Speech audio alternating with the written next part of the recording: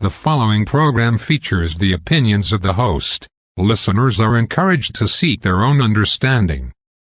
People who believe in an all-powerful universal creator also must believe that what is evil was created by that creator. But is that true? Was evil created? All created beings were given free will, from humans to angels. Was Lucifer just a process of bad decisions? Is Lucifer even real? Welcome to the Ghost in You podcast, a podcast about the weird, the wonderful, and the terrifying in the Bible. I'm Diane Student, your guide and host on this strange journey through the Bible. Episode 12, Lucifer.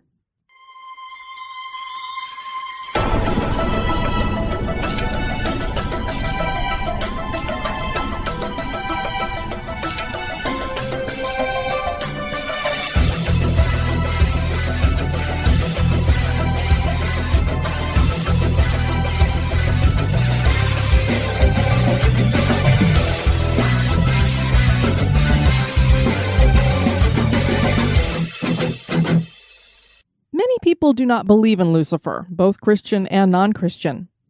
And for some, Lucifer is just some cartoon-like character with red skin, horns, forked tongue, tail, and cloven hooves. That image started at the end of the Middle Ages. The Bible talks about Lucifer in 7 of the Old Testament books, with Job mentioning him extensively and depicting him as someone who can enter God's throne room many times. 19 New Testament books mention him, and Jesus referenced him liberally. So clearly, the Bible maintains that Lucifer is a real entity. It is thought that Isaiah 14 references Lucifer from verses 12 to 20. They read, "How you are fallen from heaven, O day star." Some translations have that as the actual word Lucifer, son of dawn. "How you are cut down to the ground, you who laid the nations low. You said in your heart, I will ascend to heaven above the stars of God. I will set my throne on high. I will sit on the mount of assembly in the far reaches of the north. I will ascend above the heights of the clouds. I will make myself like the Most High. But you are brought down to Sheol, to the far reaches of the pit. Those who see you will stare at you and ponder over you. Is this the man who made the earth tremble, who shook kingdoms, who made the world like a desert and overthrew its cities, who did not let his prisoners go home? All the kings of the nations lie in glory, each in his own tomb. But you are cast out, away from your grave, like a loathed branch, clothed with the slain, those pierced by the sword, who go down to the stones of the pit, like a dead body trampled underfoot. You will not be joined with them in burial, because you have destroyed your land. You have slain your people." For many scholars, this verse is literally talking about the king of Babylon. But there are those who think that this passage is symbolic of Lucifer.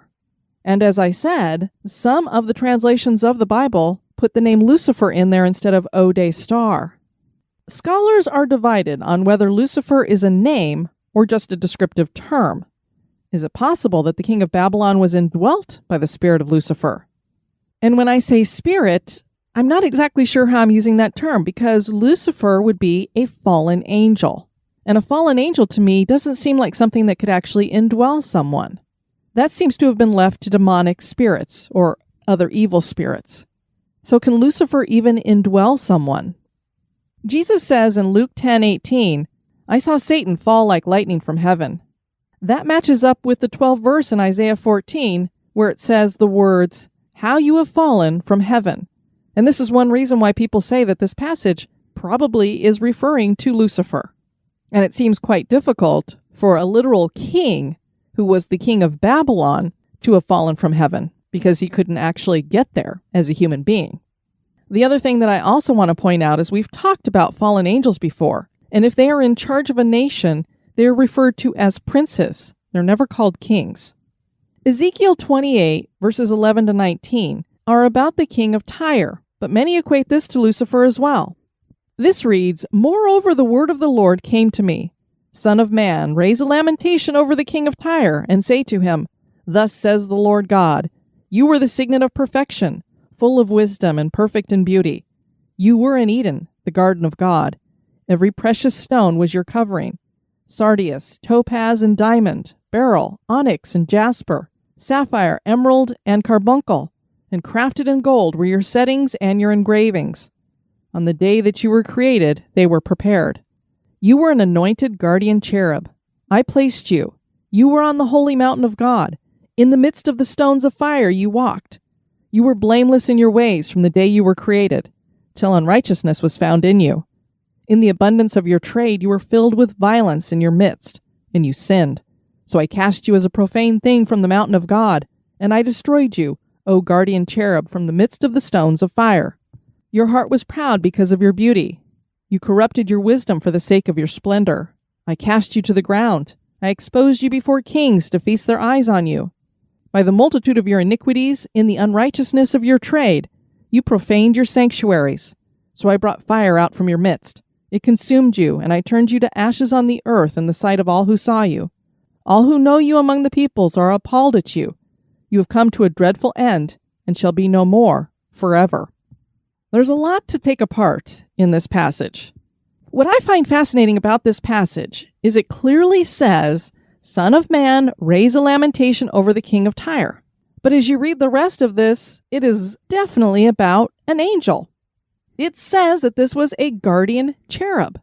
So was the king of Tyre a human, or was it Lucifer? I find myself leaning towards Lucifer, because all of the descriptions here are clearly about an angelic being, and it's an angelic being that was very beautiful. Imagine something covered in every beautiful precious stone that is out there. And he was perfectly planned, because it says on the day that you were created, they were prepared. So everything that he was going to be covered in, all this beautiful settings and engravings and stones and gold, were all prepared before he was made. The other interesting thing is it references the stones of fire and the mountain of God. We haven't gotten into talking about the mountain of God yet, but I believe when it's referencing the stones of fire, it's talking about other angels. And they would look like stones of fire because of their brightness. And I believe what we're talking about here, if you've got the mountain of God and all of these stones of fire, and he is moving through these stones of fire, this is the divine counsel of God. Something else we haven't talked about yet, but it will be coming in an upcoming episode. He was created perfect, just as all of us were, but he was also given free will like we are. And unrighteousness was found in him. We've been told many times, and the Bible tells us many times, that it was his pride, that he was very proud of the way he looked. And because of his beauty, and apparently he had great wisdom as well, we're told, he thought he could be better than God. Not very wise if he thought he could be better than the Creator. But that was one of his main sins, and so God had to throw him out. The last half of this passage seems to be talking about something in the future, because we know, it seems to me like Lucifer's still hanging around. He's still doing the things that he's going to do. And the Bible tells us in Revelation that he's not going to be thrown into the pit of fire until the end of this age, or the end of time. So we've got a little ways to go here before he's consumed by fire, that all who know him would be appalled by him, and seen that he's come to a dreadful end and shall be no more forever. We're not there yet. So it's like we're talking about something that happened before, maybe a current state of things, and a future. Something we know and have discussed about in previous episodes is that he and his group of merry fallen angels rule over the nations. That's what I was talking about, that they are princes over these nations. Something else that we've been told is that Lucifer not only was beautiful, but he masquerades as an angel of light. So a lot of the time when we see Lucifer depicted, obviously in medieval times, they depicted him more like a cartoon character, which makes him less fearsome. But a lot of other depictions have him as very dark, kind of ugly. And I don't think that that is necessarily the case, especially because he's able to access the throne room of God pretty much whenever he wants to, it seems to me. We learn a lot about him in the book of Job, and he goes back and forth from earth to the throne room and back again. He seems to be able to go wherever he wants, and I'm thinking if he was this ugly, dark, horrible creature, it almost seems like he wouldn't even be able to get near heaven. Plus, it would be very hard for him to deceive us. If he comes to us as this dark creature, well, we're going to know that in a minute. But if he comes as an angel of light, masquerading as some kind of bringer of light or a light bearer, it's much easier to deceive us. There are some scholars who believe that Lucifer is Baal. Lucifer is a bad translation of the Hebrew word meaning light bringer. Son of the dawn was Hillel ben Shahar, and Shahar was the Canaanite god of dawn, who was a child of El and twin to Shalem, the god of dusk. The Vulgate translation used the Latin lucem fera, which eventually became Lucifer. It's Lucem, and then the second word is Ferre. So you can kind of see how Lucifer came from lucem fera. Venus was the morning star, so Venus was referenced throughout pagan cultures, and this possibly was another name for Lucifer. Mount Zaphon is the mountain referenced in Isaiah 14, and it is today known as Baal Zaphon. Baal Zaphon is where the Israelites crossed the Red Sea. So this mountain has a lot of importance in the Old Testament, and some believe that this might be the mountain of Lucifer, much more than Mount Hermon, which we've talked about before. The phrase for Mount Zaphon is only used 3 times in the Bible, but it refers to this very northerly mount location. It is so intermingled with north that the Hebrew word for north is Zaphon. So Mount Zaphon is spelled Zephon. The Hebrew word is Zaphon. So just exchange the E for the A. Gog in Revelations, who comes to destroy, is going to come from the north, more than likely from Baal Zaphon, because this is up in the north. Baal Zaphon is translated as Lord of the North and equated to the Greek god Zeus and the Roman god Jupiter. Remember that Baal is the storm god. He became the chief god in the Canaanite religion. Mount Zaphon is his abode, his headquarters. So Baal is Gog, and Baal is Lucifer. So Gog is Lucifer, and Lucifer is Jupiter. And now a little break for a word about one of our sponsors.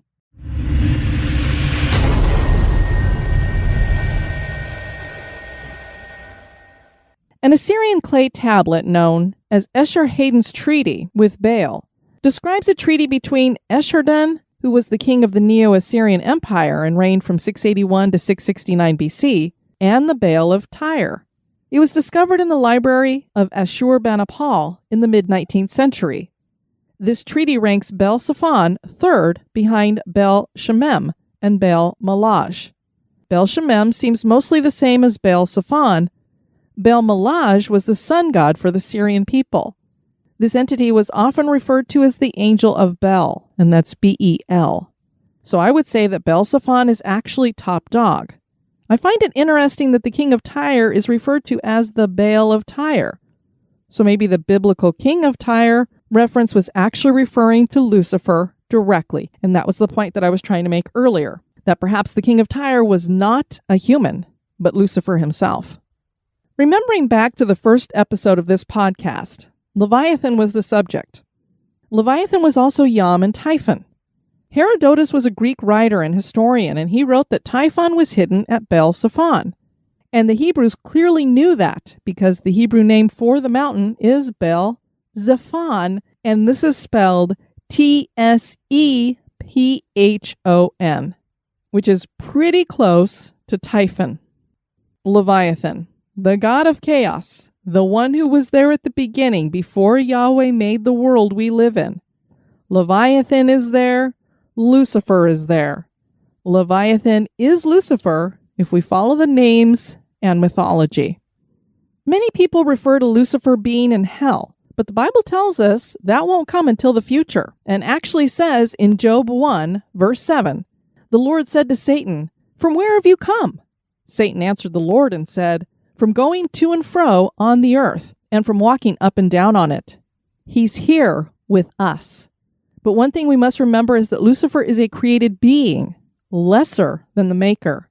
He only has so much power. While Yahweh is omniscient and omnipresent, which means he's all-knowing, all-seeing, Satan can only be in one place. And more than likely, he's busy with more important things than you. If something evil is messing with you, it is more than likely demonic, but it is not Satan. But evil is more than just an embodiment. Humans are fully capable of making free choice decisions that are evil in nature. And unfortunately, I believe that most of the evil we have on this planet with us today is human in nature, not spiritual. Lucifer needs God's permission. When it came to tempting Jesus in the wilderness, Matthew 4:1 says, "Then Jesus was led up by the Spirit into the wilderness to be tempted by the devil." And the same was true of the trials that Job faces. Lucifer threw everything at Job, but it wasn't without God's permission. Job 1 verse 12 says, "And the Lord said to Satan, Behold, all that he has is in your power. Only do not lay a hand on his person."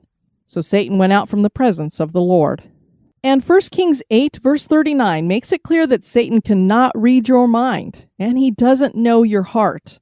Only God can do that. The verse reads, "Then hear in heaven your dwelling place. Forgive, act, and render to all whose hearts you know, according to all their ways.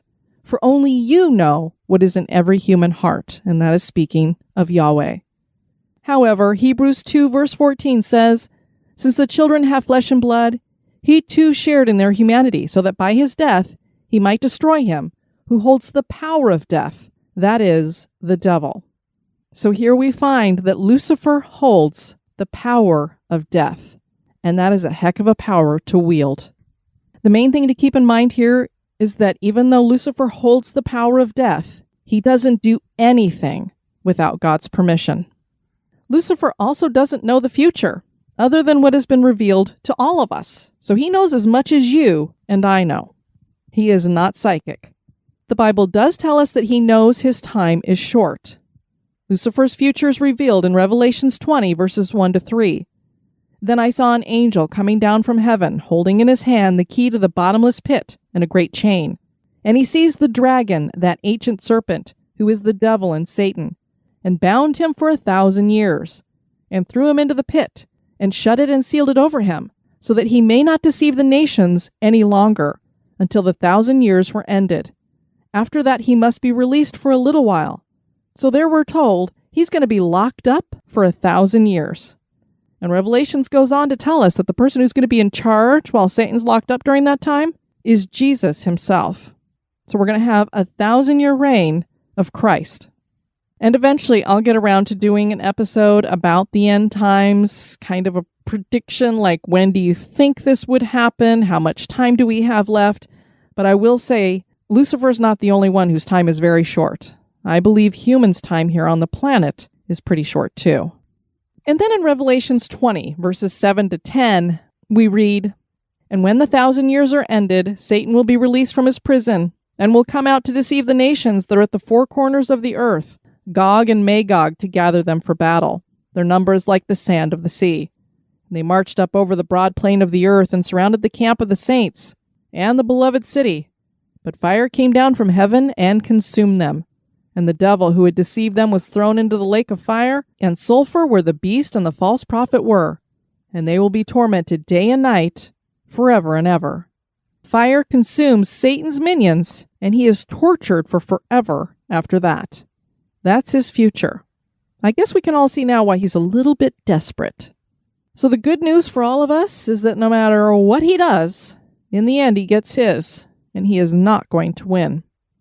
Nearly every major religion has an ultimate evil deity that could be likened to Lucifer. That seems to give some credence to the belief that Lucifer is real.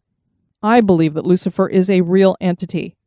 And while there have been many gods or princes or whatever they want to call themselves, Lucifer or Satan has clawed his way to the top as the ultimate adversary. But do you believe that Lucifer is real? The ghost in you knows. Thank you for joining me on this episode. May God bless you and keep you. This has been a production of History Goes Bump.